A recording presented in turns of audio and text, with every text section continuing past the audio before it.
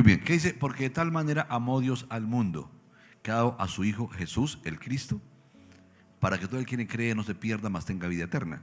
Fíjate que primero fue el amor antes que el sacrificio. El amor es lo que empuja a Dios a otorgarnos gracia. Y la gracia se expresa a través de Jesús el Cristo. Póngame cuidado que esto es vital. Son cosas aparentemente muy sencillas, pero son absolutamente definitorias.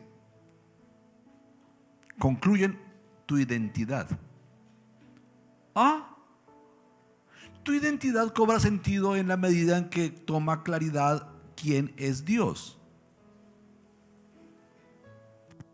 Somos el objeto del amor. ¿De dónde procedemos? ¿Por qué lo llamamos Padre? ¿Sí? ¿Por qué le llamamos Padre? No solo es por creador. Él nos crea, pero aparte de que Él nos crea, Él tiene unas entrañas para nosotros.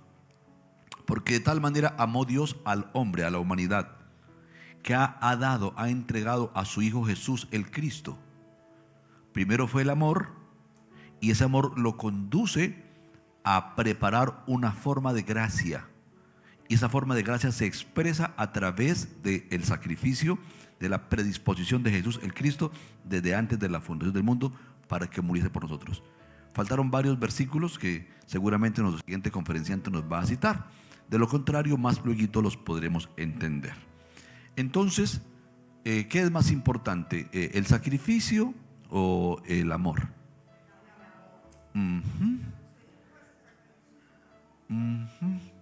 Note que les coloqué una cáscara. Si solamente hubiera amor sin la expresión sacrificial, ¿serviría de algo el amor? Luego entonces es tan importante el amor como el sacrificio, porque de buenas intenciones está pavimentado el camino al infierno. Entonces le pregunto, ¿usted tiene en su vida amor o también tiene evidencias sacrificiales? Un momentito, por favor, no me conteste tan rápido, porque es fácil responder de la cabeza. Pero aquí estamos para buscar un despertar. Y el despertar que estamos mirando a Dios, dice que Dios nos amó antes del sacrificio, pero llegó a la cruz y dijo: consumado es. Juan 19, versículo 30. ¿Alguien quiere leerlo? Juan 19, versículo 30. Quiero mostrarles con concluyentes evidencias que el amor precede al sacrificio, pero el sacrificio demuestra el amor. De donde si no hay sacrificio y entrega, si no hay una obra genuina, el amor son solamente buenas intenciones. Mas Dios muestra su amor para con nosotros en que, siendo aún pecadores, Cristo murió por nosotros.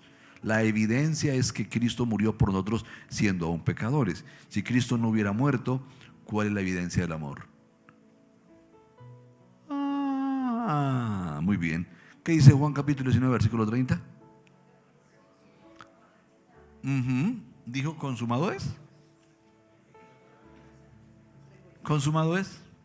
Yo voy a predicarles muchas veces del consumado es. Hoy les doy una entradita. Consumado significa que Él concluyó, que Él cumplió aquello que propuso antes de la fundación del mundo, porque Él juró por sí mismo que iría a la cruz por nosotros, que moriría por nosotros. Y cuando Él vino, ya ¿en qué año era aproximadamente la historia humana? Hace 2000 años. Según la historia bíblica tenemos como unos 6800 años de existir. O sea que más o menos haría unos 4000 y tantos años de que el mundo existía. Y todos los vejámenes ocurridos durante 4000 años, guerras, invasiones, todo el desplazamiento, los homicidios, las masacres, todas las picardías humanas, no detuvieron el amor de Cristo. Y cuando miro eso, honestamente, yo me aterro. He quedado aterrorizado ante el amor de Jesús, ante ese consumado es. Y en la actualidad, y cuando Él vino a la tierra, que vivió muy bueno, lo quisieron, lo amaron, lo favorecieron, lo reconocieron. No murió desnudo, desprovisto hasta de un pedacito de ropa. No murió tomando vinagre en vez de tomar agua, desprovisto de un vaso con agua, simple vaso de agua que le hubieran brindado, pero no recibió nada del hombre, nada. solamente despropósito. Mirad a aquel que sufrió tal contradicción de pecadores, Hebreos capítulo 1, versículo 3 creo, para que vuestro ánimo no se canse hasta desmayar. Una contradicción absoluta, fue tratado absolutamente al contrario de lo que él merecía, totalmente contra. Pero él pudo llegar a la cruz y movido por el amor a nosotros dijo: consumado es. Entonces, eso es un preámbulo para que podamos escuchar a nuestro hermano David, que nos va a hablar de algo muy importante hoy. Bienvenido, hermano David. Sea Dios sobre tu vida y a través de tu boca edificándonos. Creo que este tema es crucial, como dice el pastor, definitorio, es muy difícil de exponer, pero que es tan necesario para nosotros. El Señor nos está llevando como congregación a ir caminando cada vez más profundo en conocerle a Él y en conocer su llamado para su iglesia. No solamente el llamado para 2 o 3 personas en específico, no como para el pastor Carlos, para Wilson, para Claudia, no, sino para toda su iglesia. Entonces acompáñame por favor y oramos al Señor. Padre Celestial, gracias te damos en esta mañana.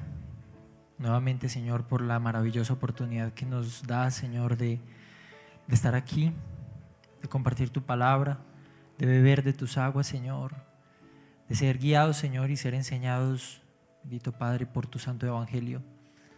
Gracias, Padre, por la palabra que recibimos del pastor Carlos esta mañana. Gracias, Señor Jesús, por amarnos desde el principio, porque desde antes de la fundación del mundo estábamos en tu corazón, Señor.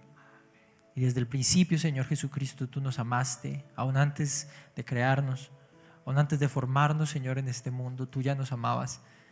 Así que gracias, Señor Jesucristo, por darte a ti mismo, Señor, y por dar los medios, Señor, a través de los cuales nosotros podíamos venir a una relación verdadera y genuina contigo, porque es solamente a través de tu cruz y de tu evangelio que nosotros podemos conocerte. Yo te ruego, Señor, en el nombre de Jesús, en esta mañana, con toda humildad en mi corazón, que me ayudes, Padre Santo, a hablar tu palabra tal y como es. Quita de mi boca, Señor, cualquier pretensión equivocada. Quita de mí, Señor, cualquier cosa que no sea tuya.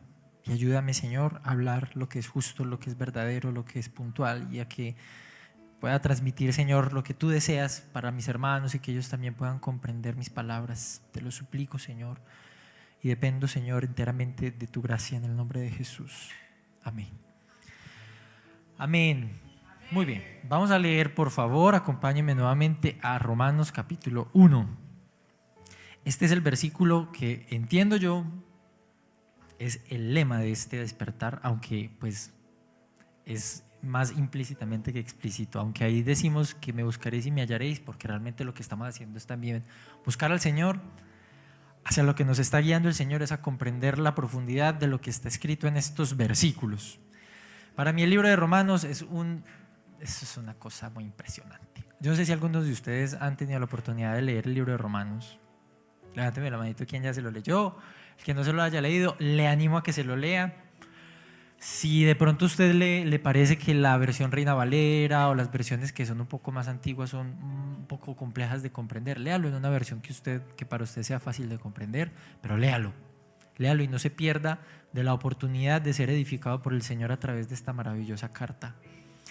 Leámoslo juntos. Pablo, siervo de Jesucristo, llamado a ser apóstol, apartado para el evangelio de Dios, que él había prometido antes por sus profetas en las santas escrituras acerca de su Hijo, nuestro Señor Jesucristo, que era del linaje de David según la carne, que fue declarado Hijo de Dios con poder según el Espíritu de santidad para la resurrección de entre los muertos, y por quien recibimos la gracia y el apostolado para la obediencia a la fe en todas las naciones por amor de su nombre, entre las cuales estáis también vosotros, llamados a ser de Jesucristo, a todos los que estáis en Roma, amados de Dios, llamados a ser santos. Gracia y paz a vosotros, de Dios nuestro Padre y del Señor Jesucristo. El pastor Carlos ahorita dio una explicación muy clara y muy profunda acerca de qué quería decir Pablo del versículo 1 hasta el versículo 4 más o menos, ¿sí o no? Hoy nos vamos a detener en el versículo 5, pero quiero hacer un recorderis así rápido. Entonces, el apóstol primero nos está diciendo que él fue primero apartado, es decir, él fue llamado a ser apóstol, y él dice, ¿qué significa eso para él? Significa que fue apartado para ¿el qué? El evangelio de Dios.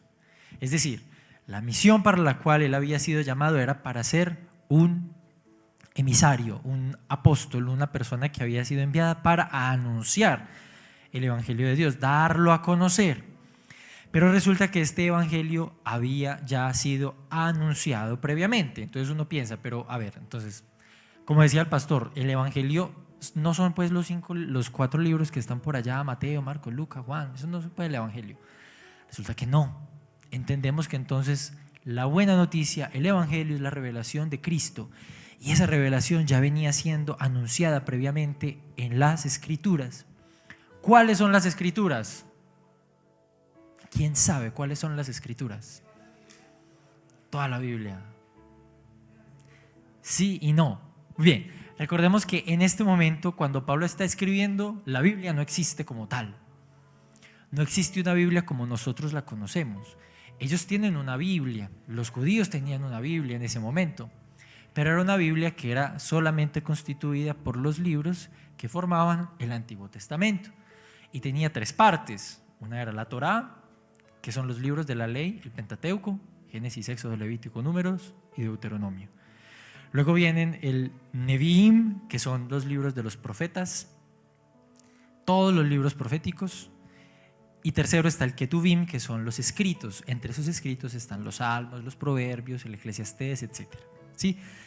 Resulta que en toda esa escritura está revelado el evangelio. Está anunciado el evangelio. Entonces uno puede pensar, pero ¿cómo así? Pero yo cuando leo Génesis, yo no veo por ahí como a Jesús, como nada de eso. Hace unos años en el grupo de alabanza hicimos un ejercicio, y era comenzar a leer la Biblia. No lo logramos terminar. Comenzar a leer la Biblia, y es un ejercicio que les animo a que hagamos. Leer la Biblia y tratar de encontrar la revelación de Jesús en todos los libros de la Escritura, y usted se va a sorprender porque está. Es muy claro cómo el evangelio se va anunciando y se va promoviendo vez tras vez, desde antes, hasta que llega la manifestación verdadera de ese evangelio en la persona de Cristo. Eso es maravilloso. Entonces Pablo está diciendo es que este evangelio ya había sido anunciado de manera muy amplia desde antes, y luego dice, versículo 3, acerca de su Hijo, nuestro Señor Jesucristo, que era del linaje de David según la carne. ¿Cómo así que del linaje de David? ¿Alguien sabe a qué David se está refiriendo? Al rey David. ¿Por qué es importante la figura del rey David para los judíos y para todos los demás? ¿Alguien sabe por qué? Pero hubo muchos otros reyes que también fueron ungidos. Sí, pero ¿por qué? ¿Por qué David?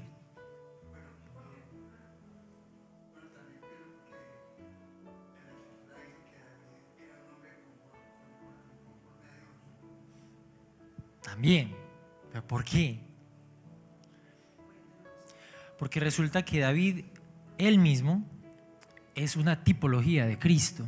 Él mismo, la figura de David, es una sombra del ungido que iba a venir. Claro, en la antigüedad encontrábamos 3 funciones para las cuales se ungían a ciertas personas en el pueblo. Uno era para el sacerdote. El sacerdote debía ser ungido porque debía ejercer un cargo. El segundo era el profeta. El profeta también debía ser ungido para ejercer como profeta, y el tercero era el rey.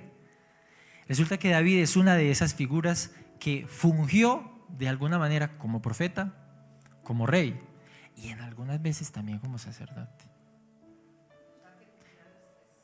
De alguna manera no las cumplía porque él no es el ungido de Dios, pero era una tipología de ese ungido de Dios que iba a venir. Además también, claro, la disposición del corazón de David era amar a Dios de tal forma que Dios mismo le reconoció a él como un hombre conforme a su propio corazón. ¿Sí? Y eso era una cosa que era muy clara para los judíos. Para los judíos era claro que el Cristo, el Mesías, el ungido de Dios, tenía que venir del linaje de David, porque David fue el rey más grande de toda la historia de Israel, el más importante.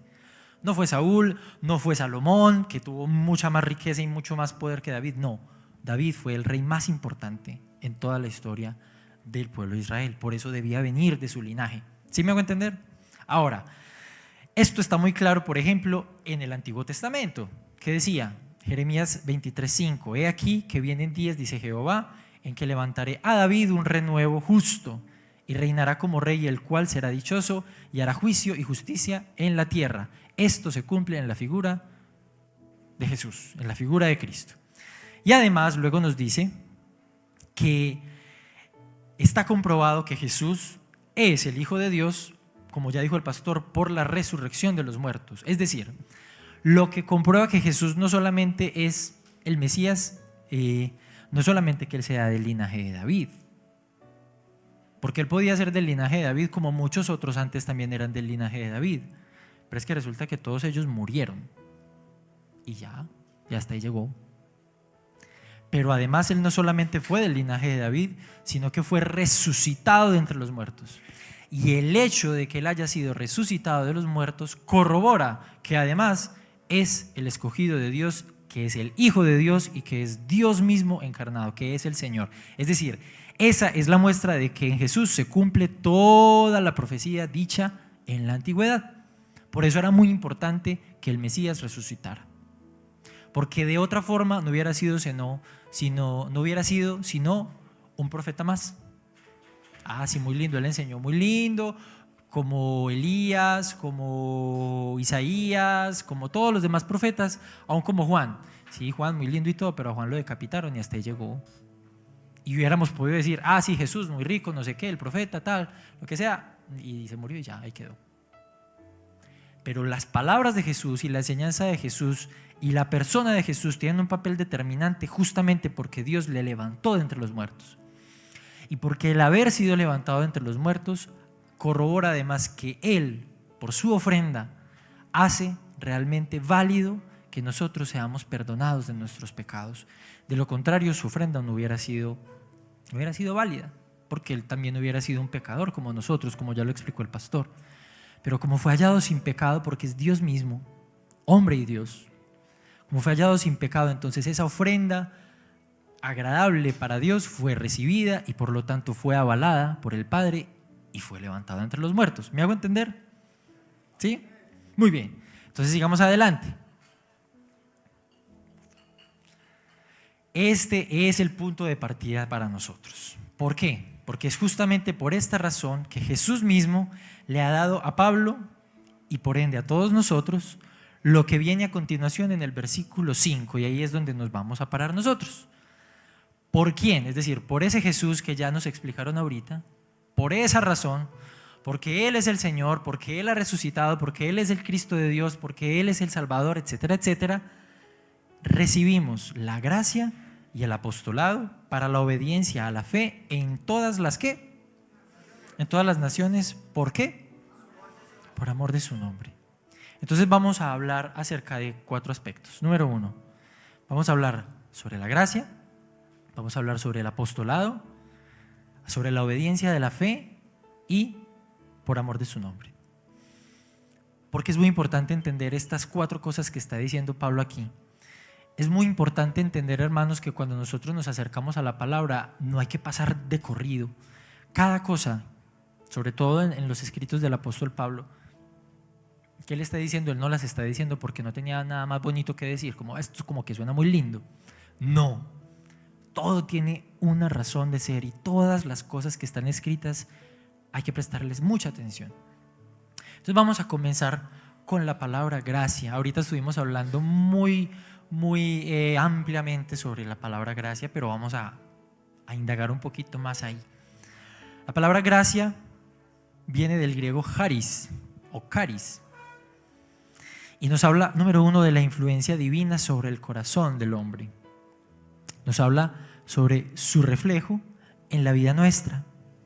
También la palabra en sí significa aprobar, congraciarse, dar algo, donar algo. tener favor con alguien, tener también gozo, tener gracia, tener gratitud o tener un mérito o dar un mérito a otra persona. La gracia, como ya lo dijo ahorita el hermano también, es básicamente, en términos básicos, la provisión de Dios que recibimos de manera inmerecida. ¿Cómo así? Hay una gracia que es la gracia común para todos los hombres. Dice la palabra de Dios que Él hace salir su sol sobre buenos y malos. Ahí hay una manifestación de la gracia de Dios. ¿Por qué? Porque si no fuera por la gracia de Dios, nada de lo que existe existiría. Y ninguno de los seres humanos impíos y pecadores y perversos y malvados, contradictores al Señor, viviría. Porque ninguno tiene mérito para estar vivo sabiendo lo que somos. Y por eso ahorita el pastor nos hablaba de que es tan importante entender la posición o la condición del hombre sin Cristo. Porque la condición del hombre sin Cristo, déjeme decirle que no es, ay, qué pecado. No es solamente qué pecado, es una condición de muerte, de destrucción, de miseria. ¿Sí? Que además todos nosotros, todos, absolutamente todos, partimos del mismo lugar. Es decir, todos hemos estado separados de la gloria de Dios. ¿Qué es lo que dice la palabra? Que por cuanto todos pecaron, ¿están qué?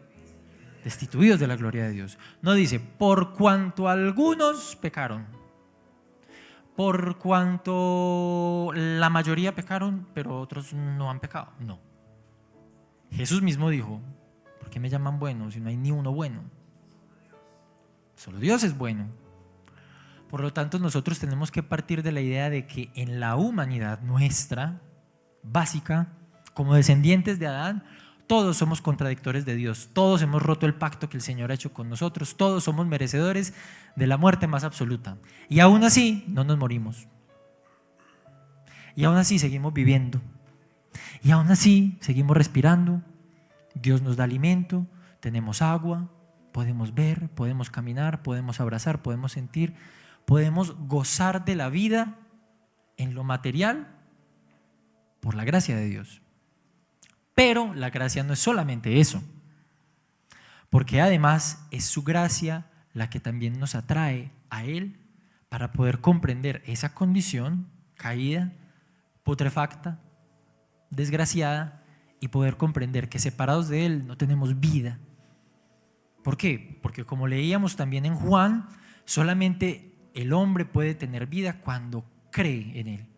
Para que creyendo en ¿quién? En Cristo tengamos vida en su nombre. ¿Cierto que sí? Muy bien. Entonces la gracia del Señor nos atrae para poder darnos la vida de Cristo. De lo contrario, todo aquel que no ha alcanzado esa gracia, aunque tenga esa gracia que le sostiene en la vida, no ha alcanzado esa otra, que es la que nos da la verdadera vida en nuestro espíritu. ¿Sí o no? Ahora, hay que entender también que la gracia de Dios ya estaba revelada desde antes. Esa misma gracia que llama al pecador no es exclusiva del Nuevo Testamento. ¿Cómo así? Pero yo pensaba que sí, porque es que el Dios del Antiguo Testamento no es pues como tan malo, como que manda ahí a exterminar pueblos y de todo. Fíjese lo que dice Ezequiel 18:23. ¿Quiero yo la muerte del impío? Dice Jehová el Señor, ¿no vivirá si se apartare de sus caminos? Observe eso con detenimiento. Desde antes de que Cristo se manifestara en esta tierra, el deseo del corazón de Dios no era que los impíos sencillamente murieran. No, el deseo del corazón de Dios era que aquel que se apartaba de su maldad pudiera vivir en Él, pudiera tener vida, la vida que Él quería darle. Por lo tanto, la gracia que se hizo efectiva en Cristo ya había sido anunciada desde antes. Por lo tanto, el corazón de Dios es un corazón de gracia. Es un corazón que tiene gracia. Es un corazón que no busca que ninguno perezca, sino que todos, no algunos, todos procedan ¿a qué? Al arrepentimiento. Al arrepentimiento. Por lo tanto, el corazón del Señor no es decir, es que esté tan malo que se muera. No. Dice también la palabra que Jehová se duele del castigo. No porque Él no castigue, claro, porque si hay alguien que no se arrepiente de su maldad, lamentablemente, porque Él también es justo, tendrá que recibir la retribución por su maldad. Pero el deseo del corazón de Dios no es ese. El deseo del corazón de Dios no es que ese que yo veo en la calle, que está tan destruido, o ese que yo veo que roba, o ese que yo veo que asesina, o ese que yo veo que se prostituye, etcétera, piensen lo peor. El deseo del corazón de Dios no es que esa persona se pierda. No es el corazón de Dios. El corazón de Dios es que todos vengan a Él, todos vengan al arrepentimiento. Revelado en el Nuevo Testamento, gracias al sacrificio perfecto de Cristo Jesús, ya que cuando nosotros depositamos nuestra confianza en que Él ya pagó nuestra culpa con su muerte, lo que es la fe, recibimos entonces el perdón de nuestros pecados y la salvación eterna. Efesios 2, del 4 al 9 dice: pero Dios es rico en misericordia. Ayúdenme, porfa. ¿Dios es rico en qué? Rico. Él no es escaso en tener misericordia. Él no dice, no, yo voy a tener un poquitico de misericordia hoy, pero ya mañana no. Ya me cansé de tener misericordia. No. Dios es rico en misericordia. Rico en misericordia. Con el que usted menos piensa. Nosotros somos muy escasos para la misericordia. Yo me veo a mí mismo y yo digo, yo eso no me lo aguanto. No. Pero Dios, hay una canción que me encanta de Jesús Adrián que dice, no es como yo. Porque es que Él no es como yo. Donde Él fuera como yo, ay, hermanos, no estaríamos acá. Pero gracias a Dios que Dios no es como yo, ni como nosotros, porque su misericordia excede nuestra forma de pensar. La misericordia, el amor y la gracia del Señor nos superan, hermanos. Nosotros no podemos comprender eso en nuestra mente. No tenemos ese corazón, por eso necesitamos que Él nos dé un corazón como el suyo, que Él nos cambie el corazón de piedra que tenemos y nos dé un corazón misericordioso como el suyo. Dice, Dios que es rico en misericordia por su gran amor con que nos amó, aún estando nosotros, ¿cómo? No dice, aún estando nosotros heridos en pecado. No dice, aún estando nosotros agonizantes ahí chapaleando, medio vivos, como ahí, como boqueando, medio respirando, todavía espabilando. Ahí, no, ¿cierto que no? ¿Cómo? Muertos. Yo le pregunto, ¿qué es lo que puede hacer un muerto por sí mismo? ¿Será que un muerto puede levantar la mano y decir, ay, sálvenme? ¿Qué puede hacer un muerto? Nada, absolutamente nada por sí mismo. Pero luego dice, aún estando nosotros muertos en pecado, nos dio vida juntamente con Cristo. Por gracia sois salvos. Es decir, no somos salvos por nada que nosotros podamos hacer. Y esto es una cosa que hay que recordar constantemente. Yo sé, pero es que eso ya me lo sé, no importa, hermano. Recuérdelo, porque eso usted también le va a ayudar a comprender al otro, a ese otro que también está en la misma condición en la que usted estuvo. Porque la gracia que usted recibió no la recibió porque usted se la mereciera. Por lo tanto, el otro la recibe no porque se la merezca. Él no se la merece, como yo tampoco me la merezco. Ninguno se la merece. La tenemos por gracia. Y juntamente con Él nos resucitó y asimismo nos hizo sentar en los lugares celestiales con Cristo Jesús. Esto es una cosa maravillosa porque la posición que recibimos en Él por gracia. ¿Quieres decir algo, Paz? Diciendo que debemos rebobinar algunas expresiones para que quede para los hermanos que están viéndonos por las redes, sí. Y es el hecho de decir no me merezco la gracia o no se merece el perdón. Esto es en un sentido cierto, pero en otro sentido no es cierto. Es cierto en que no nos lo merecemos por méritos, pero Dios nos hizo merecedores. Por eso Él es Padre, respondiendo a un amigo mío por allí, no solamente por creación, sino porque Él nos dio un lugar en su corazón, haciéndonos merecedores de esta gracia infinita desde la eternidad. Entonces sí somos merecedores de la gracia, pero únicamente desde la perspectiva de Dios, únicamente del corazón. Él nos hizo merecedores de esa gracia invaluable. Es la herencia. Él nos hizo coherederos desde la eternidad juntamente con el Cristo. Entonces esto cambia mucho el paradigma, porque te otorga una dignidad de merecimiento en el corazón de nuestro Padre. Es como el que nace multimillonario, que no se ha ganado ningún almuerzo, no se ha ganado el dinero para la limusina o para el colegio costoso, no se ha ganado nada, no ha trabajado, no ha golpeado el mundo para ganarse una fresa que se ha comido en un desayuno. Pero el papá trabajó y es heredero de una herencia. Y entonces no tiene méritos para su riqueza, pero hereda una riqueza. Igual ocurre con nosotros. Y esto es un concepto que hay que entenderlo en la gracia. Dios nos creó multibendecidos, absolutamente bendecidos en el Cristo. Nunca fuimos creados desprovistos del bien del cielo. Nunca fue su plan. Fuimos cobijados desde la eternidad para ser indescriptiblemente bendecidos en su gracia, merecedores de una gracia, de una redención, de una prosperidad, de una grandeza que no alcanzamos a entender. Pero sí somos merecedores de esta gracia, como lo digo, no por nuestros méritos, sino porque nuestro Padre nos ha heredado desde antes de la fundación del mundo, desde la eternidad mismo, esta gracia.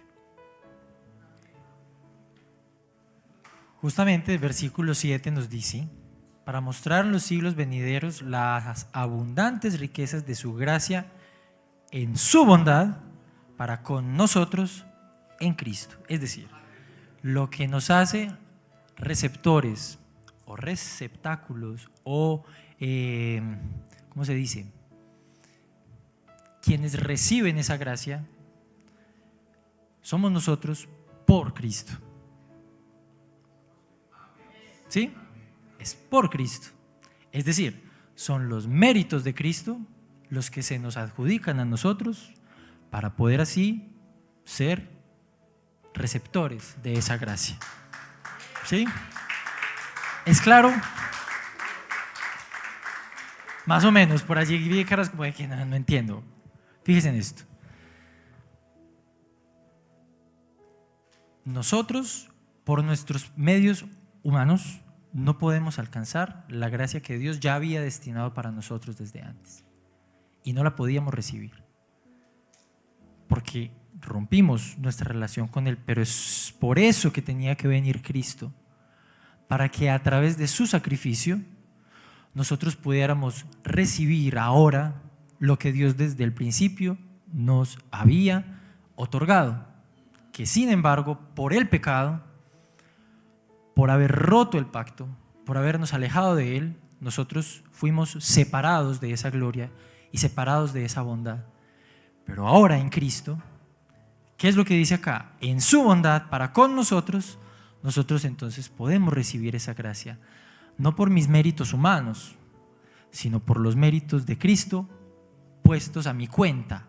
O sea, es como si yo me hubiera portado bien y yo me hubiera ganado las cosas, pero realmente yo no me las gané. Se las ganó Cristo. Y lo que Cristo ganó, me lo dieron a mí. ¿Sí me hago entender? Lo que Cristo ganó es entonces lo que yo recibo. Y lo recibo no porque lo merezca humanamente, es porque Él me hace merecedor, a pesar de que yo no me lo gané. Es como el que gana el premio, pero te dice: yo me lo gané, pero disfrútatelo vos. ¿Cómo? Exacto. Yo no compré la boleta, pero el que se la ganó me la regala a mí. Me regala el premio a mí. Por ponerlo en esos términos. ¿Me hago entender? ¿Sí? Esa es la gracia. Y aquí viene esta parte que es muy importante, porque por gracia sois salvos por medio de la fe. ¿Por medio de qué? Por medio de la fe, pero no una fe en cualquier cosa. La fe en Cristo. Y esto no de vosotros, pues es don de Dios, no por obras, para que nadie se gloríe, para que nadie piense que es que, ay, yo soy muy bueno, entonces yo, como yo soy tan bueno, yo estoy chuleado con Dios. No. La bondad que tú puedas tener es la bondad que Cristo ha depositado en ti. ¿Sí? ¿Entendido? ¿Sí? Porque somos hechura suya, esto es hermoso. Somos hechura de Dios, creados en Cristo Jesús, para buenas obras, las cuales Dios preparó de antemano para que anduviésemos en ellas. Somos hechura de Dios desde el principio. Dios te creó a ti desde el principio. Te planeó, te diseñó para que anduvieras con Él, para que caminaras con Él, para que vivieras de la forma en la que Él te había diseñado para vivir. Esa es la gracia que hemos recibido. Ahora, segundo punto, por eso les digo, téngame paciencia, porque esto va para largo. El apostolado. ¿Qué es esa cosa del apostolado, Dios mío? Aquí yo le digo pues que yo le dije al pastor, ¿qué es esto tan difícil? Dios mío bendito. Esto es un concepto que es bien complejo porque hay muchas vertientes en torno a la cuestión del apostolado y muchas opiniones divididas, pero le ruego al Señor que me ayude para poder expresar esto de manera correcta. Número 1, voy a hablar de la definición, luego de las funciones del apostolado y número 3, unas aclaraciones importantes. Número 1, la primera palabra que Pablo utiliza en este versículo cuando dice llamado a ser apóstol es la palabra apóstolos. Específicamente, el Pablo está diciendo que él mismo, él como Pablo, como persona, había sido llamado por Dios. Si ustedes recuerdan la historia en el libro de los Hechos, cuando se le aparece el Señor Jesucristo y él queda ciego, y entonces como él era perseguidor de la iglesia y era un tipo re malo, tanto que cuando él se convierte, dice la palabra que todos los cristianos le tenían el pavor y no creían que es que él realmente, que este que nos mataba, que ahorita es que es de nosotros, ¿sí? Cuénteme una de vaqueros. No. La gente no le creía porque sabía quién era antes. Pero el Señor le ha redimido, le restaura, cambia su mente, cambia su corazón, cambia su perspectiva de la vida, del mundo y le da una misión nueva. Y por eso él en ese momento recibe el apostolado. Y es interesante porque el apostolado que él recibe es similar al apostolado que recibieron los otros 12. Porque a ellos fue a los que en principio, y quiero hacer esa salvedad, en principio, el Señor Jesús les dio una misión. Lo que nos dice en Mateo 28, ¿sí o no? Lo que se conoce como la Gran Comisión. Pero bueno, luego, cuando nos habla de apostolado más adelante, en el versículo 5, esta palabra es apóstole, que es también una comisión o un oficio de emisario, que es en sí la función que desempeña el que se llame apóstol. Es decir, un apóstol es sencillamente un emisario. Y ustedes se preguntarán, qué bien, ¿y qué es un emisario? ¿Alguien sabe qué es un emisario? Un mensajero, ¿qué más? Un enviado, ¿qué más? Es alguien que se le ha delegado una función de comunicar, de mandar un recado o de averiguar una información. Es un emisario, o sea, el emisario viene a decir, mire, el rey manda a decir esto. Y tiene además la autoridad del rey, tiene además las credenciales ¿cómo se dice? Que acreditan, valga la redundancia, que él es una persona enviada por el rey, ¿sí o no? Por lo tanto, el apostolado o el apóstol da autoridad a quien va a llevar ese mensaje. Entonces, en primera medida, cuando hablamos de un apóstol como un enviado, debemos entender lo que ya dijimos. Para nosotros, el principal de los apóstoles, ¿quién es? ¿Alguien sabe quién es el principal de los apóstoles? ¿Quién? Cristo. ¿Por qué? ¿Por qué? ¿Por qué qué? ¿Por qué? ¿Por qué? ¿Por qué? Así es, muy bien, dense un aplauso, mis hermanos. Cristo es el primer apóstol, nuestro modelo de apóstol. Dice en Hebreos 3 del 1 al 2, Por tanto, hermanos santos, participantes del llamado celestial, o sea, paréntesis, o sea que usted también fue llamado, o sea que usted también ha sido comisionado. Ahorita nos paramos ahí un momentico. Considerad al apóstol y sumo sacerdote de nuestra profesión, Cristo Jesús, el cual es fiel al que le constituyó, como también lo fue Moisés, en toda la casa de Dios. Es decir, el primero que fue enviado a dar a conocer la buena noticia, que además él mismo era la buena noticia, fue Cristo. Él es el primer apóstol. Y por tanto, con esa autoridad que él mismo tenía desde la eternidad, él constituyó a otros, además apóstoles, que fueron en principio sus 12. Pero además, luego entendemos que él, como Cristo y Señor, le dio a sus discípulos el llamado para dar a conocer su palabra, enseñar y discipular a otros, para que a su vez estos hicieran lo mismo. Es decir, aquellos llamados a ser discípulos, fueron también llamados a hacer a otros discípulos. Y esos que eran discípulos eran también llamados a hacer discípulos. O sea, a llamar a otros. Y que esos otros también fueran, y esos otros también fueran enviados, y esos otros también dieran a conocer el mensaje del Evangelio. Por eso dice en Mateo 28, del 19 al 20, lo voy a leer rápidamente, esta es en la Biblia de las Américas. Pero los 11 discípulos fueron a Galilea, al monte que Jesús les había señalado. Cuando le vieron, después de resucitado, le adoraron, mas algunos dudaban. Y acercándose Jesús les habló diciendo: toda autoridad me ha sido dada en el cielo y en la tierra. Id pues y haced, ¿qué? Discípulos. Él no dijo, id pues y haced asistentes a la iglesia. Id pues y haced gente que se porte muy bien. No. Haced discípulos. ¿Cómo? Discípulos de todas las naciones, además, no discípulos solamente aquí en Jerusalén, porque los de Israel son los únicos a los que yo escogí, no, de todas las naciones, bautizándolos en el nombre del Padre y del Hijo y del Espíritu Santo, enseñándoles que guarden todo lo que os he mandado, y aquí yo estoy con vosotros todos los días hasta el fin del mundo. ¿Sí o no? La labor de los apóstoles era formar discípulos de Jesús, no discípulos de ellos, discípulos que tuvieran el ADN de Jesús en todos los rincones de la tierra. Y a través de estos discípulos era que se iba a formar lo que hoy conocemos como la iglesia. O sea, nosotros somos discípulos de Jesús. Ahora bien, dice en Hechos 6:7, y crecía la palabra del Señor y el número de los discípulos se multiplicaba grandemente en Jerusalén. También muchos de los sacerdotes obedecieron a la fe. Entonces, como cristianos creemos que ese fundamento de los apóstoles es muy importante, ¿sí o no? Porque además es a través del cual el Señor también pudo revelar más de su palabra, revelar su voluntad y su corazón en lo que nosotros recibimos como Nuevo Testamento. ¿Sí? Fue a través de ellos. Pero no solamente eso, sino que la autoridad que Dios le dio a estos primeros mensajeros, ese llamado que Dios le dio a ellos, no quedó en ellos solamente. Porque esa es otra cuestión. Hay quienes dicen, no, es que solamente los apóstoles del primer siglo son los únicos que son verdaderos apóstoles del Señor y ya no hay más apóstoles.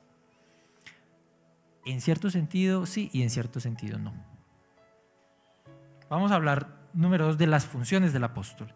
Cristo llamó a sus discípulos a ser embajadores suyos, pero a su vez los nuevos discípulos son igualmente llamados a ser embajadores de Cristo. Esto no es una labor exclusiva de ellos. O sea, el ser embajador de Cristo no era que solamente Pablo y solamente Pedro y solamente Juan y solamente Mateo y todos ellos y Bernabé, no sé qué, solamente ellos eran embajadores de Cristo.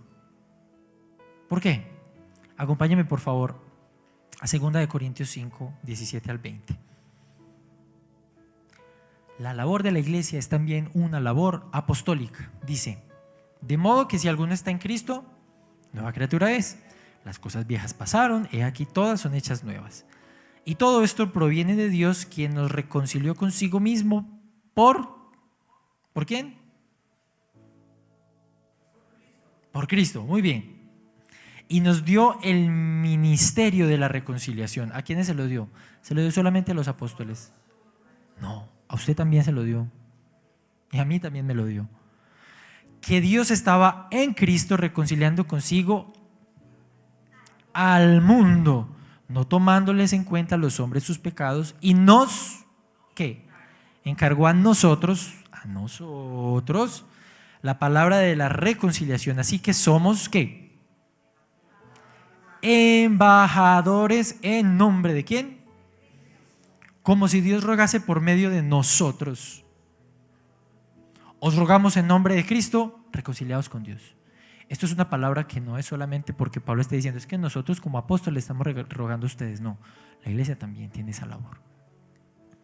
La labor y el ministerio de la reconciliación no ha sido dada solamente al pastor Carlos o a los líderes de esta casa. No, cada uno de nosotros hemos sido llamados a que vayamos a aquellos que están a nuestro alrededor y los llamemos a la reconciliación con el Señor. La iglesia es además llamada el cuerpo de Cristo, y dentro del cuerpo existen algunos hermanos con un llamado mucho más específico para ejercer una función apostólica, es decir, un llamado a anunciar el evangelio como emisarios de Dios. Por ejemplo, podemos entender que aquellos que son misioneros tienen una misión apostólica. ¿Por qué? Porque quien es enviado es un apóstol. Porque en sí, un apóstol es alguien que ha sido separado y comisionado para un mensaje.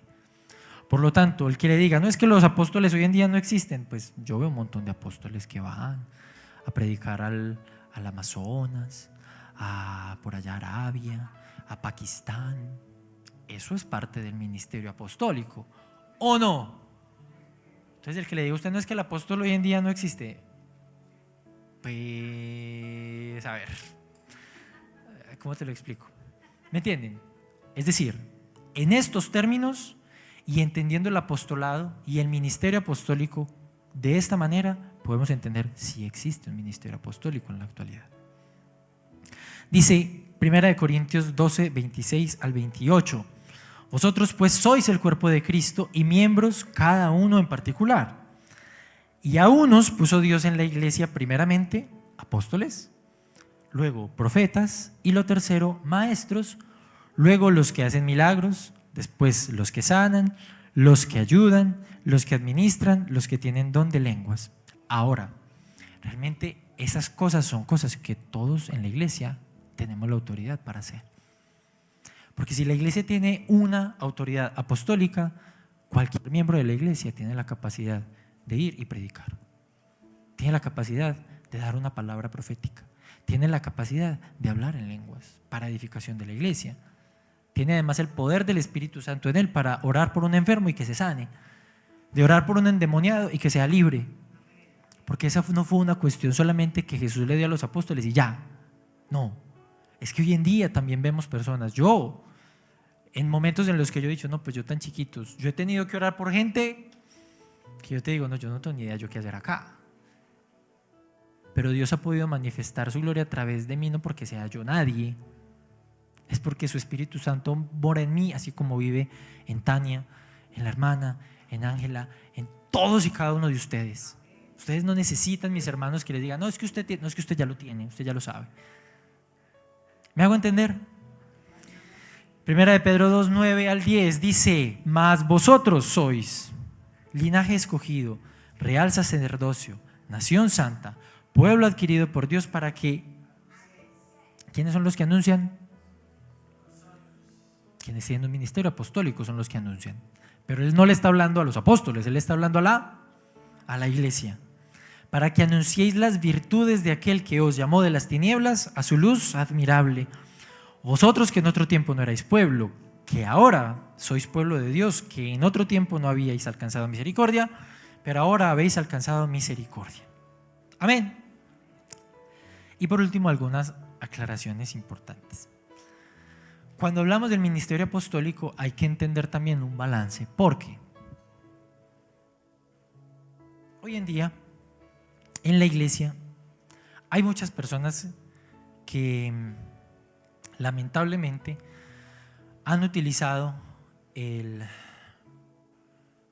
término o la función de apóstol para hacer un uso, voy a decirlo de forma muy suave, en uso inadecuado del llamado de Dios para ellos.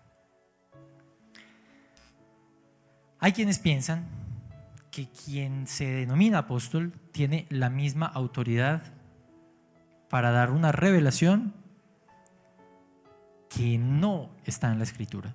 Y hay quienes dicen que la revelación de la Escritura no está terminada, no está cerrada. Y eso es un peligro. Es un peligro porque la misma Escritura ha dicho que cualquiera que predique o hable un evangelio diferente al que está aquí, sea anatema, o que le agregue o que le quite. Y vamos a leer dos pasajes. Y ahí es donde yo le voy a pedir a usted, mi hermano, que tenga cuidado. Porque hoy en día estamos en un mundo hiperglobalizado en el que podemos escuchar cualquier cosa. Usted abre YouTube y ¡pum!, eso le sale ahí de todo. Entonces usted escucha que el apóstol no sé qué, que él no se da, que no sé dónde. Y cuando uno a veces de buena intención quiere escuchar porque uno quiere aprender de la palabra y uno, yo me quiero escuchar una prédica, tal. Y a veces se encuentra con ciertas cosas que no sabe si son verdad o mentira, termina creyendo cosas que son un verdadero disparate. Por eso hay que entender que la autoridad apostólica no está conferida a una persona de la misma manera que se le confirió a los 12. Es una autoridad para todos, pero no se ejerce de la misma manera como se ejercía o como la ejercían ellos en su momento. Entonces hay que tener cuidado porque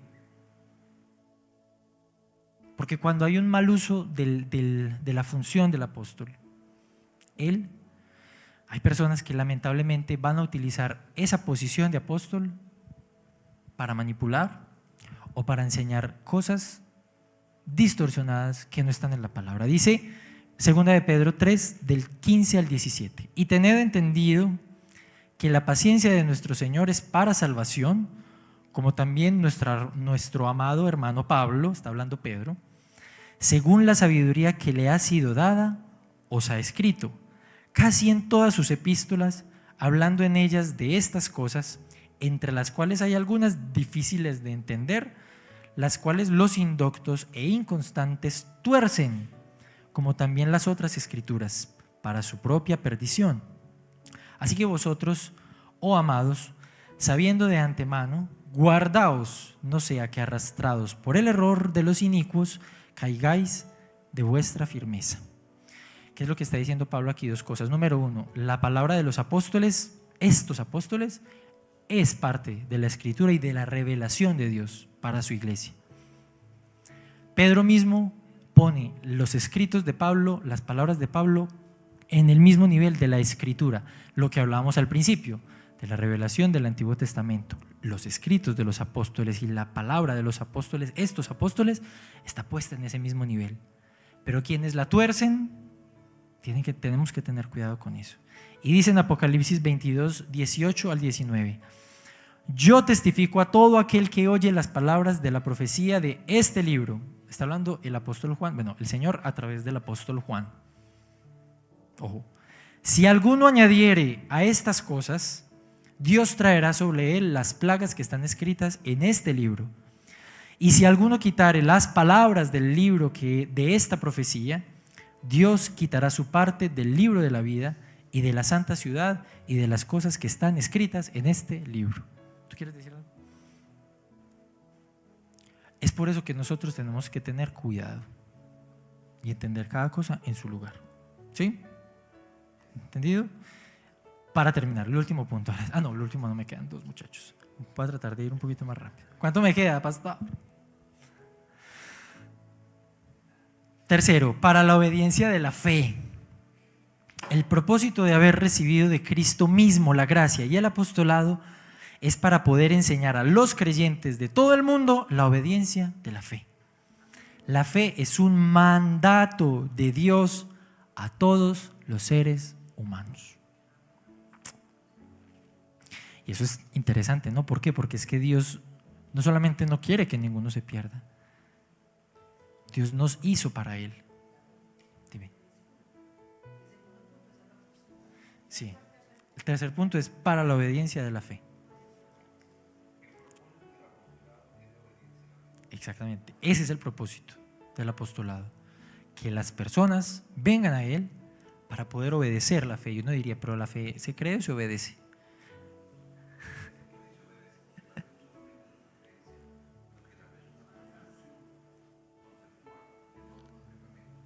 Exacto.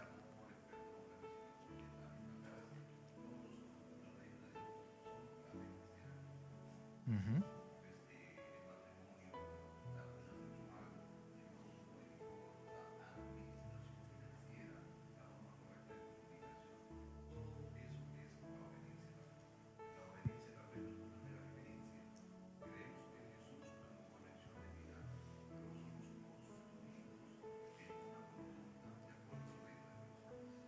Amén.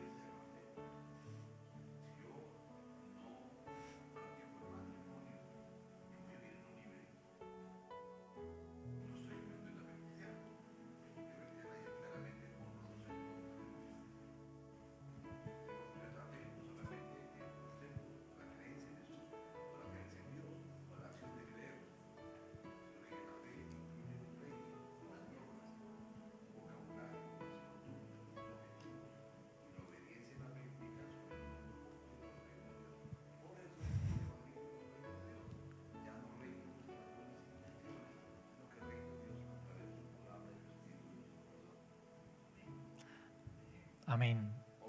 All right. Los hermanos de las redes se lo perdieron. ¿Para qué no están acá? ¿Vio? Dice, Colosenses 1, 26 al 28. El misterio que había estado oculto desde los siglos y edades, pero que ahora ha sido manifestado a sus santos, a quienes Dios quiso dar a conocer las riquezas de la gloria de este misterio entre los gentiles, que es Cristo en vosotros, la esperanza de gloria, a quien anunciamos amonestando a algunos hombres. O sea que la amonestación debe ser solamente para los que quieren. Amonestando a todo hombre y enseñando a todo hombre en toda sabiduría, a fin de presentar perfecto en Cristo Jesús a todo hombre. Completo. Que no le falte nada en el amor, que no le falte nada en la fe, que no le falte nada en la justicia, que no le falte nada en la rectitud, en el compromiso, en la entrega. Perfecto significa que no le falte nada de lo que Dios reclama a sus súbditos del reino, porque Dios es Padre, pero también es Rey. Entonces, la madurez consiste en eso, ¿no? En la integralidad, en estar completos realmente en cuanto a la conducta de acuerdo a lo que Dios demanda. Ahora, cuando hablamos de fe, recordemos lo que ya hemos dicho de muchas maneras, pero que siempre vale la pena recordar. La fe no es sencillamente creer que algo es cierto. Yo puedo creer que Dios hizo el cielo y la tierra. Sí, qué bien, muy bueno, chuleado. Yo puedo creer muchas cosas que son correctas, pero resulta que es que el creer no es solamente una certeza intelectual. Tiene que ser una certeza profunda que me lleve a mí a vivir en coherencia con eso que yo creo, lo que está diciendo el pastor. No tiene sentido que yo diga, ay sí, yo creo en Dios, pero hago con mi vida lo que me da la gana, perdónenme la expresión, pero hago con mi vida lo que a mí me place, porque yo sí sé que Dios es Dios y todo, pero yo igual sigo siendo el Señor de mi propia vida. Y Dios mismo le dijo, si ustedes me dicen Señor, Señor, pero si soy Señor, entonces ¿dónde está mi honra? Y por eso decíamos el domingo pasado, o sea, la gente hoy en día, en una semana como esta, van y hacen sus procesiones y hacen sus cosas y todo y aquello, y eso es una semana súper religiosa, de reflexión, de oración, y hacen conciertos y de todo, muy lindo, qué belleza. Pero a fin de cuentas, ¿qué pasa con la vida? La misma cosa, ¿sí o no? No cambia nada, no hay obediencia a esa fe que yo profeso con mis labios. Eso no es lo que el Señor quiere para su pueblo. A eso no nos ha llamado el Señor. No nos ha llamado el Señor a informar a la gente de que Dios es amor. No. Por eso habíamos dicho, por eso dijimos el domingo pasado, es que cuando Jesús vino a su pueblo, no les dijo, el reino de Dios se ha acercado. Y ya, bien. No. Arrepentidos y creed en el Evangelio. Es decir, la fe tiene que llevar a la gente a tomar acciones en la vida. Y yo mismo como creyente, hoy en día tengo que pensar, bueno, ¿y mi fe cómo está? ¿Es una fe racional? ¿Es una fe de dientes para afuera? ¿O es una fe que realmente me lleva a mí a obedecer a ese que yo digo que es mi Señor? Porque decir que Él es Señor no es decir que Él es el Señor de la tienda. Decir que Él es Señor es que Él es el mandamás, por decirlo de alguna forma. Que Él es el que manda, Él es el Dios, Él es el soberano, Él es el Rey, Él es el que pone las reglas, Él es el que dice cómo es que debe ser la cuestión, no como yo quiera. Por eso dice en Santiago 2:26, porque como el cuerpo sin espíritu está muerto, así la fe sin obras está muerta. Una fe inoperante, una fe quieta, una fe que no obedece al Señor, es una fe que no es verdadera, mi hermano. Y si nosotros, aquí estando reunidos, hemos vivido una fe basada solamente en decir, sí, yo creo en Dios, yo creo que Jesús es mi Salvador, pues déjeme decirle que si Jesús no es también su Señor, entonces tampoco es su Salvador. No puede ser solamente su Salvador, porque es que Cristo, el Cordero de Dios, vino a quitar el pecado del mundo de aquellos que venían a refugiarse a Él, no de los que no. Los que venían a someterse a su señorío. Aquel que no se somete al señorío de Cristo no es salvo. No es salvo. Si hay algún área en mi vida en la que yo todavía negocio cosas y digo, no, aquí Dios no tiene que meterse en esto porque esto es problema mío. Hermano, cuidado, cuidado, cuidado. Porque usted puede estar engañándose a sí mismo creyendo que usted está profesando una fe que realmente no tiene. Usted puede estar creyendo que es salvo cuando realmente lo que usted tiene es una religiosidad barata, una apariencia, una cosa que es mentira. Aquellas cosas en las que yo digo, no, es que yo sé que Dios es muy paciente conmigo y esto me lo perdona. Cuidado, porque Dios es paciente. Pero sepa usted también, como decía ahorita el pastor, Él es padre y los padres también tienen que corregir a sus hijos. Y la misma palabra dice que Dios al que ama disciplina y azota a todo el que tiene por hijo. No se haga azotar del Señor. Eso es muy maluco. Y por último, por amor de su nombre. Y aquí podemos entender esta expresión de dos maneras. Número uno, nosotros, como aquellos que hemos recibido el apostolado, como la iglesia, anunciamos el Evangelio por amor del nombre de Jesús. Nosotros como su cuerpo, su iglesia, su novia, respondemos a su llamado de manera voluntaria para anunciar todo lo maravilloso de este Evangelio en el que hemos creído y por el cual hemos recibido salvación y comunión con Cristo. Si nosotros hemos sido llamados a anunciarlo, no es por obligación, mi hermano. Si usted siente, ay, no es que yo tengo que, hermano, entonces tenemos que ir a lo más profundo de mi corazón y preguntarnos, ¿cómo está mi amor por el Señor? Si mi amor por el Señor no me lleva a mí a anunciar este Evangelio, entonces tal vez mi amor por el Señor está un poquito menguadito, por no decir otra cosa. Señor. Es muy fácil, es peligroso poner el amor como mandamiento. Aunque Él lo hace de una manera muy sana y muy importante que lo entendamos dentro del contexto de la obediencia. Pero dice la Biblia, nosotros le amamos a Él porque Él nos amó primero. Para que tú puedas enamorarte verdaderamente de Dios, debes dejarte lavar de Él, debes dejarte adoptar, redimir, separar, ungir, o sea, recibir todo el amor de Él. Número uno. Por eso hemos invertido tiempo esos días y vengo haciéndolo y venimos haciéndolo por semanas, ya desde diciembre, y seguiremos en función de ayudarnos a entender el amor de Dios que es en Cristo, en el Cristo, en el Señor Jesús, para poder enamorarnos de Dios.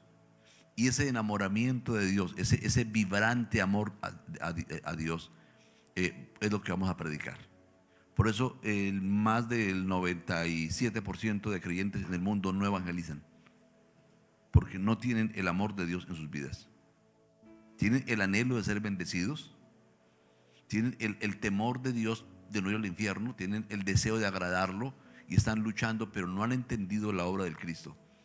Si usted revisa literatura, va a encontrar mucha literatura, pero no hay nada realmente, yo no lo he encontrado en el mercado, y créanme que me he tomado tiempo para mirar muchos libros, no hay nada que hable del Cristo. Y tenemos que regresar y poner la mirada en el Cristo, entender al Cristo como la expresión de la gracia de Dios, y entender la gracia como la expresión del corazón de Dios. Y entonces entendemos de dónde procedemos y cómo nos aman, cómo nos quieren, y así podemos amar a otros que están igualmente equivocados de lo que nosotros hemos estado.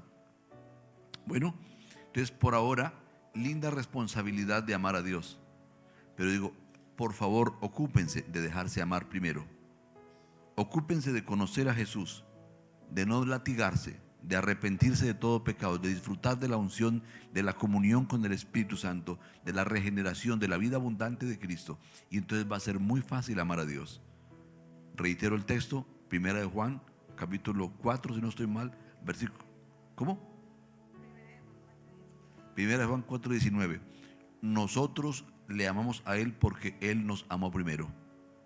¿Recuerdan la historia del apóstol Pedro? Cuando iba a lavar los pies Jesús, dijo, no, a mí no me lavará los pies. Dijo, si yo te lavo, no tienes parte conmigo. Ese principio es universal. El que no se deja servir de Cristo primero, el que no se deja ayudar, mimar, adoptar, consentir, ungir, no lo va a poder amar. No lo va a poder amar. ¿Por qué? Lo que se relaciona es con miedo hacia Jesús. Pero cuando entendemos realmente a Jesús, le amamos. Y es fácil. Mire, yo mantengo hablando de ustedes porque los amo.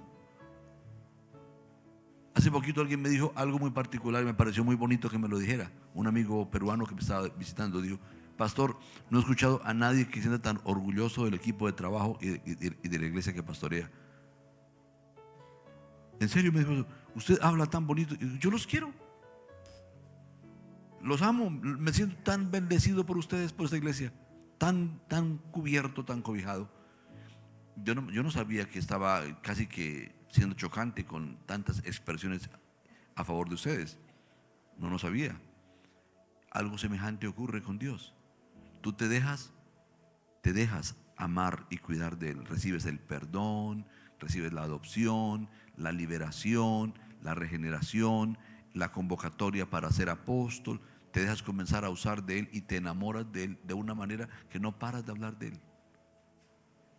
No paras de hablar de Él. Va a brotar como algo muy normal. Y con todo, el amor sigue siendo un mandamiento. Amén. Y segunda, y lo otro, ya para terminar ahora sí, acerca del amor de su nombre, por amor de su nombre, es que las personas puedan entender la obediencia a la fe, igualmente por amor a Jesús. No por coerción, no por imposición, sino por amor. Predicar un evangelio que haga entender a la gente que este Dios, nuestro Cristo, vino a rescatar al hombre de su miseria por amor a sí mismo.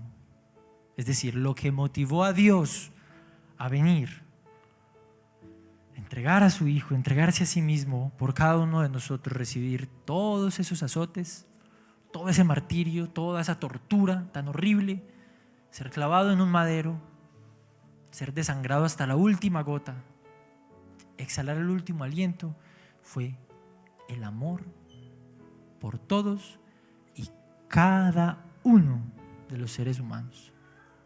Si yo entiendo eso y si logramos predicar y transmitir eso, la gente va a poder comprender que obedecer a Cristo no es una carga. Y me encanta lo que dice Romanos 2:4. ¿O menospreciáis las riquezas de su benignidad, paciencia y longanimidad, ignorando que su benignidad te guía al arrepentimiento? ¿Qué es lo que guía el arrepentimiento al hombre? ¿Es el juicio? ¿Es el castigo? ¿Es la dureza? ¿Es la imposición?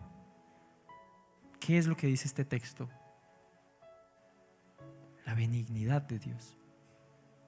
Es el amor de Dios. Por amor de ese nombre y por ese amor que es el que convence y el que atrae al pecador, es que hemos sido llamados a compartir esta verdad. Dice, esa bondad, esa gracia, esa misericordia, la que hemos sido comisionados para comunicar al mundo, para que crean en Cristo y obedezcan a la fe en su nombre, no por obligación ni por coerción o por miedo, sino porque entienden la bondad de Dios para ellos y nosotros entendemos la bondad de Dios para los perdidos. La gracia es aquello que hemos recibido, la gracia es aquello que hemos sido enviados a comunicar. La gracia y el apostolado no pueden ir separadas. No hay otro mensaje y el Evangelio no tiene otra noticia sino la del perdón por medio de la fe depositada en Cristo Jesús. Amén.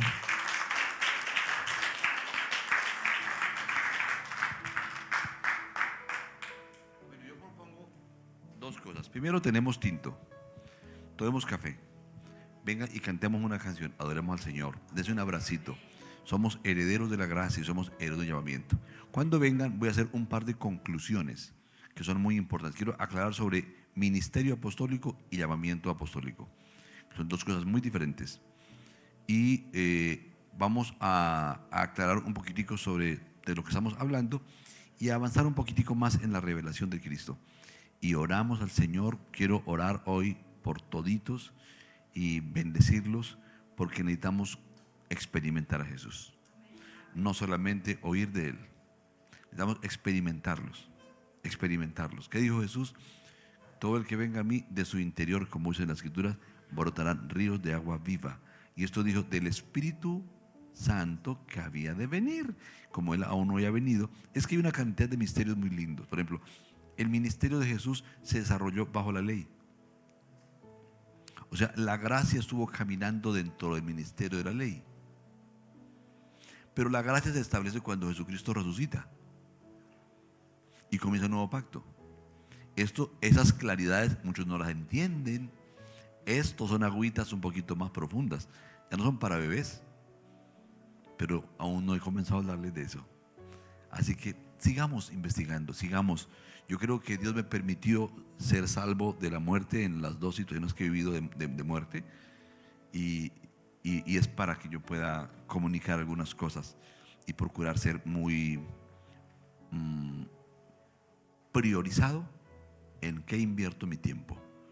Yo quiero ser muy priorizado en empoderarles. Yo sé que de esta casa van a salir apóstoles, evangelistas, profetas, maestros, pastores.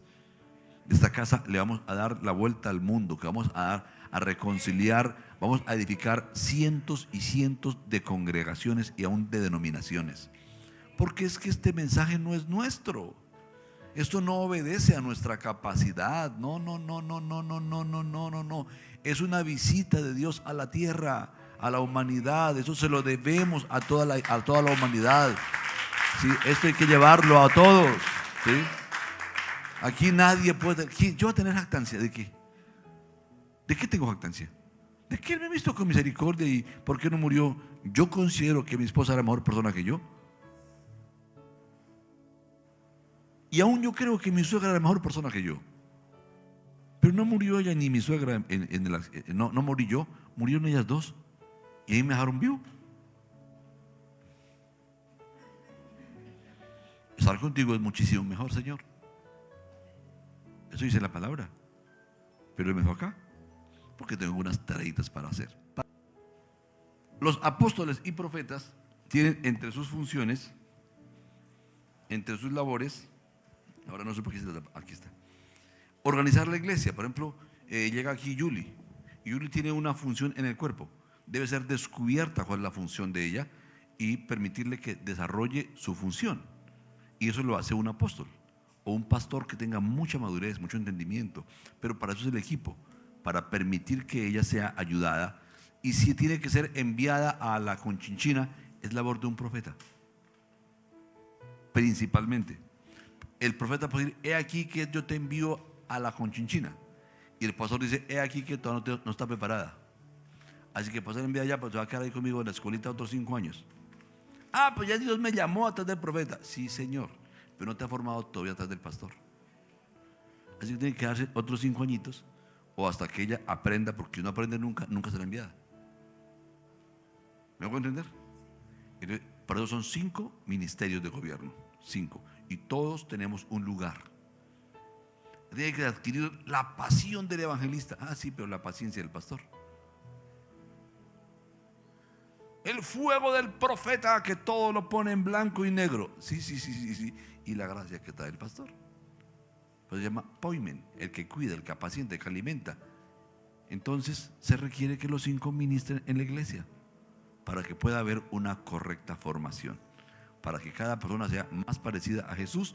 Recordemos que los 5 ministerios de gobierno proceden del corazón de Jesús. O sea, es como que Cristo se hubiera repartido entre nosotros. Muy bien. Número 2.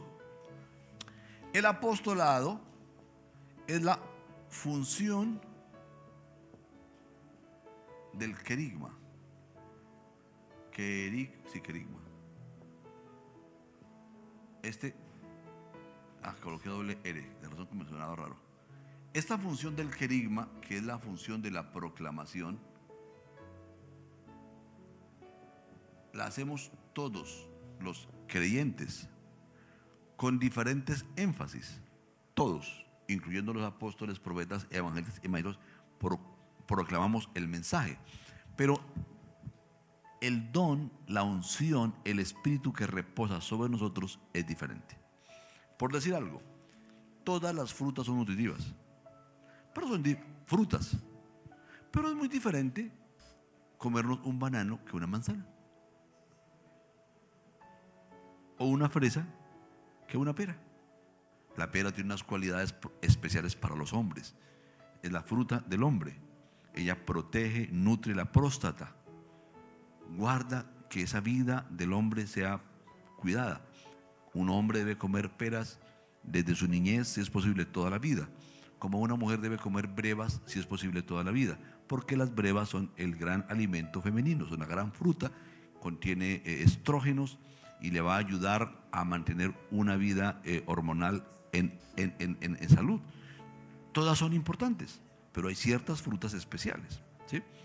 Entonces, ahí estamos viendo.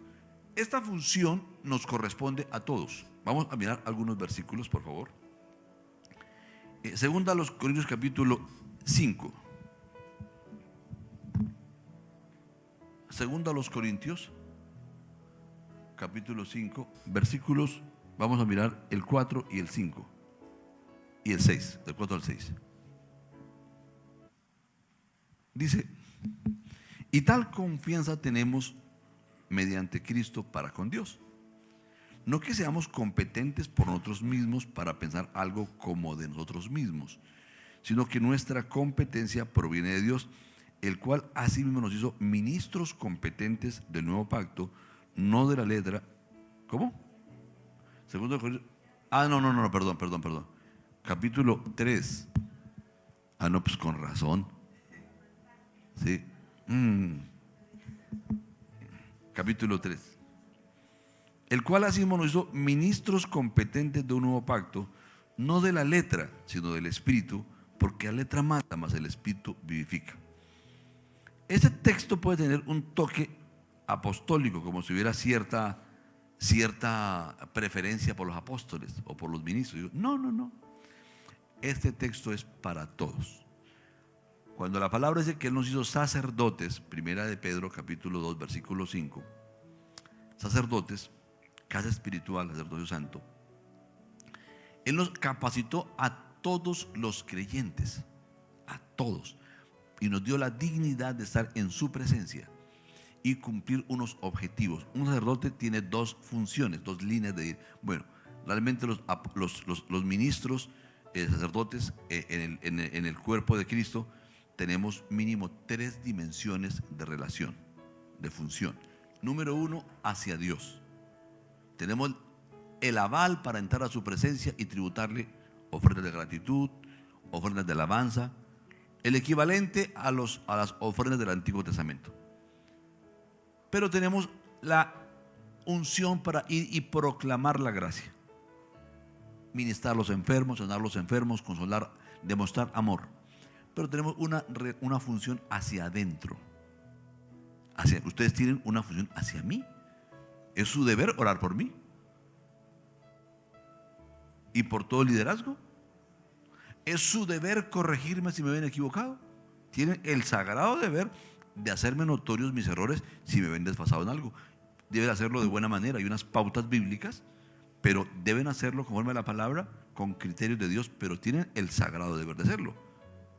Y yo tengo el sagrado deber de respetarlos como a Cristo mismo y escucharlos de buena manera, y en vez de ponerme a la defensiva, darles las gracias y dejarme edificar de ustedes.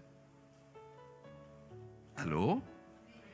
Y esto lo digo como un precedente y lo he vivido para que ustedes lo conozcan, y como un ejemplo para cuando usted sea pastor, tal vez de toda la República Dominicana, de todo no sé qué país sea el pastor general, se acuerde que usted no es una vaca sagrada. Usted es un hombre o una mujer necesitado de la iglesia para que la iglesia lo proteja, y lo protege también por la corrección, por la opinión santa, por los criterios que el Espíritu coloca en cada uno. ¿Amén? Muy bien. Entonces, ¿entendimos la diferencia? Dice la Escritura algunos otros pasajes. Por ejemplo, ustedes pueden leer en Mateo capítulo 13. En Mateo capítulo 13 dice, esta es la Biblia de mi esposa, está cargada de algunos recuerditos que hacen llorar.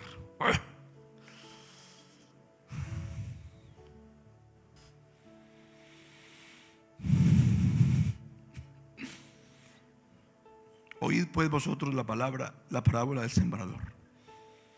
Cuando alguno oye la palabra del reino y no la entiende, viene el malo y arrebata lo que fue sembrado en su corazón.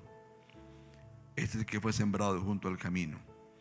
Y el que fue sembrado en pedregales es el que oye la palabra y al momento la recibe con gozo, pero no tiene raíz en sí, sino que es de corta duración. Pues al venir la aflicción o la persecución por causa de la palabra, luego tropieza. El que fue sembrado entre espinos, este es el que oye la palabra, pero el afán de siglo y el engaño de las riquezas ahogan la palabra y se hace infructuosa. Mas el que fue sembrado en buena tierra, el que es buena tierra, este es el que oye este es el que oye y entiende la palabra y da fruto, y produce a 100, a 60 y a 30 por uno. Jesús está hablando de una semilla de trigo. El trigo no reproduce.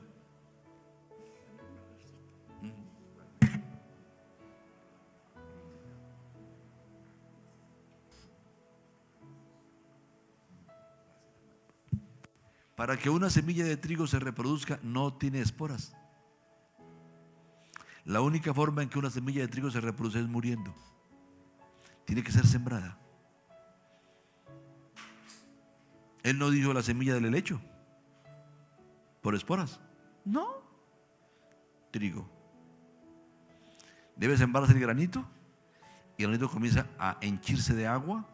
Recibe energía de la tierra, porque la tierra recibe energía del sol para poder producir esa vivificación. Por eso Jesús es el sol de justicia, el que produce vida en nosotros. Y esa semilla se deforma. De pronto brota de su interior una raíz hacia abajo y un tallo hacia arriba, y ella muere, pero muere para producir una nueva espiga. Y esa es una analogía de cómo tenemos que sembrarnos para ir a otros. Todos. Porque si no queda solo, muere solo. Si no cae en tierra y muere. Pero si cae en tierra y muere, lleva mucho fruto. Entonces, ¿qué ocurre? Nacen 80, 90, 100 granos de trigo nuevos, y todos tienen el potencial de convertirse en semillas, de ser sembrados, de producir otras plantas de trigo. Y por eso la analogía del trigo. Entonces, Él nos invita para que nosotros aceptemos la comisión de ir y dar fruto. Amén. dice que nosotros resplandecemos como luminares en el mundo. Y dice algo muy bonito en Juan capítulo 17. Dice: mas no ruego solamente por estos, sino por aquellos que creerán por la palabra de ellos. ¿Quieren verlo? Por favor, mírenlo conmigo. Juan capítulo 17. Luego entonces somos llamados a ser misioneros, como tan bonito nos explicó David, nuestro hermano David, el pastor David, que es pastor aunque no tenga el cargo ni el salario, pero es un pastor, ¿sí? Con corazón de pastor, ¿sí?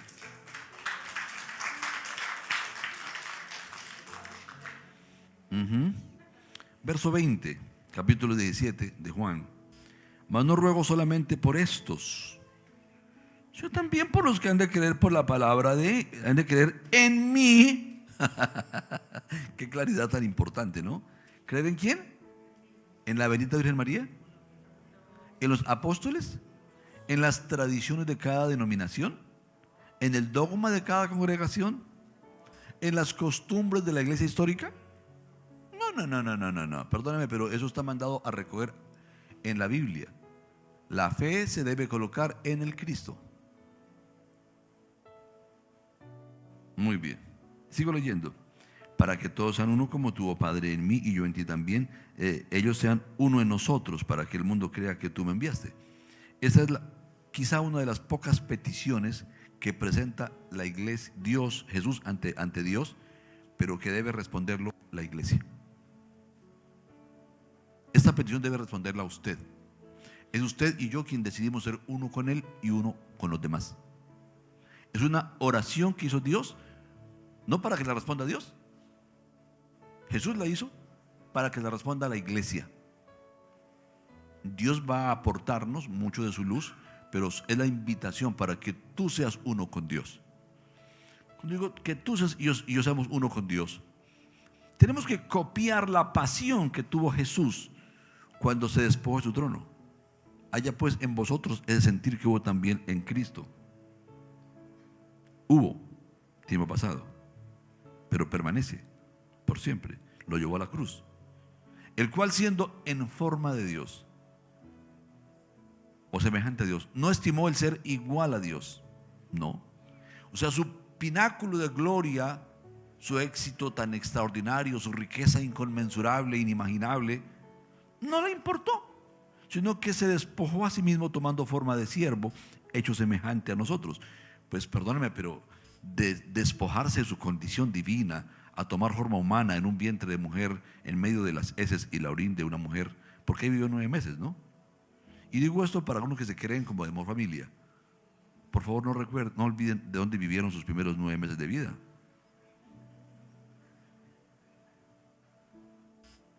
No debemos olvidar eso. Se nos olvida. Dios se gasta su buen humor para tratarnos para hacernos pensar como conviene. Puede ser hijo del rey Pepinito. Allí pasó sus primeros 9 meses. Así que es mejor que dejemos de ser arrogantes. Y Jesús se vistió de esa humildad y se hizo hombre. Y es el sentir. Entonces, cuando hablamos de un apostolado, hablamos de esa misión que debe ser cotidiana, 24/7, ser testimonio de Jesús. Mientras compramos una bolsa de leche, mientras despachamos una bolsa si tenemos tienda, mientras vendemos un banano, mientras hacemos cualquier cosa que hagamos en este mundo, en cualquier lugar de la tierra, tenemos que ser eso. Pero algunos son arrogantes, llegan a un restaurante. Yo hice mi orden ya hace 15 minutos, no me han atendido, yo cancelo mi pedido y me voy. Váyala. Yo recuerdo, mi hija fue a estudiar a una universidad de pura gente pupis, la segunda universidad más importante de ese país. Y claro, se va con los compañeros. Y la filosofía es que el que paga, manda. Yo estoy comprando, yo exijo. ¿Sí?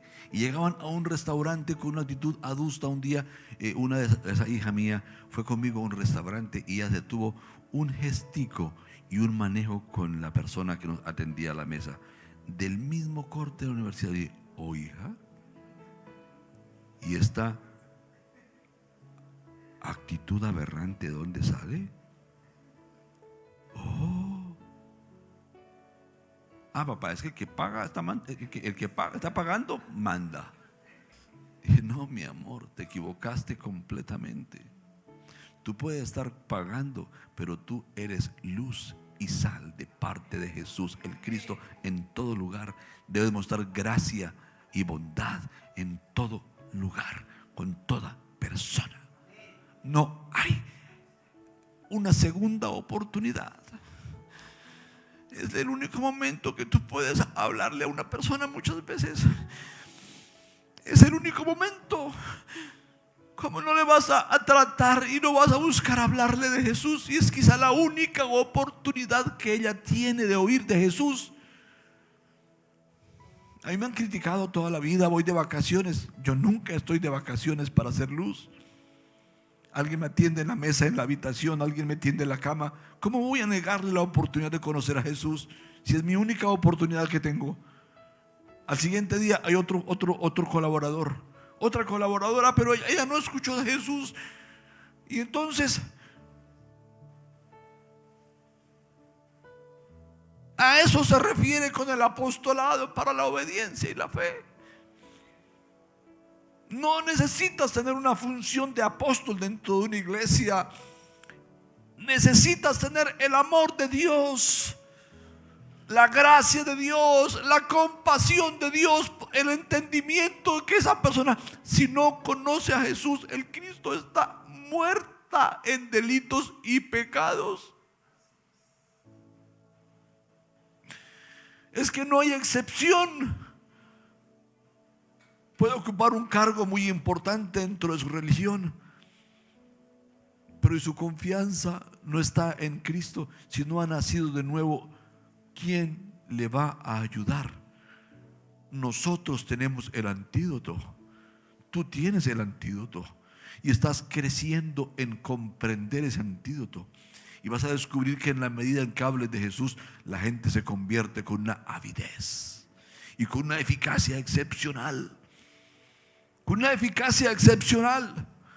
Cuando yo conocí al Cristo, yo tenía tantos argumentos para contradecir a Dios y la Biblia de los evangélicos. Estudié dianética, estudié astrofísica, estudié cualquier cosa con Paramahansa Yogananda, con Swami Yukteswar, con Amavatar Babaji y con otros maestros orientales para contradecir y convencerme de lo que yo creía. Pero cuando vino Jesús, el Cristo, a mi espíritu, a mi corazón, no tuve ninguna discusión. ¿Por qué? Porque su gloria me transformó, me generó un nuevo nacimiento que hasta el día de hoy me acompaña. Y no es que no haya tenido intenciones ni deseo de hacer lo malo, sí lo he tenido. Pero es tan dulce esta vida. Por eso yo digo que el que anda en este camino, por torpe que sea, no se extraviará. Porque este camino es la vida iluminando tu corazón, tu mente, tu ser, transformándote. Mismo Cristo morando en ti, como lo predicó tan sabiamente nuestro hermano. Es Cristo en vosotros, la esperanza de gloria. Por favor, demos de lugar a Cristo. La gracia está para nosotros y el apostolado es la gracia a través de nosotros. ¿Quieren escribir esa frase? La gracia está sobre mí por mi fe en Jesús, pero el apostolado es la gracia de Dios a través de mí para otros. Esto es algo que debes tenerlo en tu corazón, en tu mente 24/7. La gracia está sobre mí a través de mi fe en Jesús el Cristo, pero el apostolado es la gracia a través de mí para otros. Bueno, vamos a orar. Yo creo que es suficiente por hoy. Suficiente contenido para ir y asimilarlo. Anoche hablé algo que quería hoy cerrar con eso, pero no me da el tiempo. Y es con la libertad que Él nos dio para entrar en el lugar santísimo. Sin ese entrar en el lugar santísimo, sin ese entrar a la presencia de Cristo, todo lo que hablé hoy es retórica. Tienes que entrar al lugar santísimo para experimentar a Cristo, para conocerle, para ser lleno de Él. Debes adorar al Cristo que mora en ti. que mora contigo y que vive y reina desde el cielo a favor tuyo. Porque es el mismo. No es adorarte tú mismo, pero es poder reconocer al Cristo que mora en ti y adorarlo. ¿Por qué? Porque es Dios. Él es Dios. El que te produce el querer como el hacer es Dios que mora en ti. Y si no descubrimos esto, oh, qué pérdida tan grande. El evangelio perdido, el plan de Dios de hacernos su templo y de usarnos con poder y gloria, perdido. No, no, mis amores, allá no vamos a caer. Vamos a orar.